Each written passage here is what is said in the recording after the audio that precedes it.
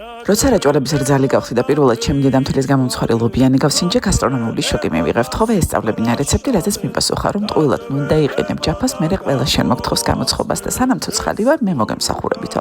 წელს ცნობას ვეღარ გაუძელი, როგორც იქნა დავითანხმე და მაშინვე ორნაბიჯში გავიქეცი ინგრედიენტების შესაძენად, სადაც საუკეთესო ფასად ვიყიდე ლობიოც, ფქვილიც, საფუარიც და კარაქიც. ჩვენ დაგასახარად ლობიოს საღი და სუფთა აღმოჩნდა, მალე მოიხარშა, პირველი წყალი გამოუცვალეთ, შემდეგ კარგად მოვხარშეთ, გავატარეთ მანქანაში და ამის შემდეგ კიდევ ერთხელ ჩავზილეთ ბევრ კარაქთან ერთად. სანამ გულსართი გაცივდა, დავიწყეთ სომის მომზადება. ლიტრ ნახევარ წყალს დავამატე 2 ჩაის კოვზი საფუარი, 1 ჩაის კოვზი შაქარი, 1 სუფრის კოვზი მარილი და 2 კილოგრამი უმაღლესი ხარისხის ფქვილი.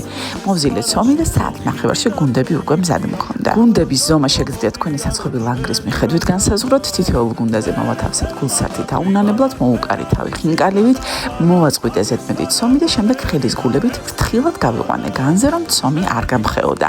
გავუკეთეთ საჰაერო და გამოვაცხეთ მზაობამდე. შემდეგ კი ცხელსვე დაუნანებლად წაუსვეთ კარაქ. გადაჭარბების გარეშე გეტყვი, რომ ასეთი ლობიანი გასინჯოლი არ გექნება. ძალიან ძნელია თავშეკავება და სიფრთხილე გმართებთ.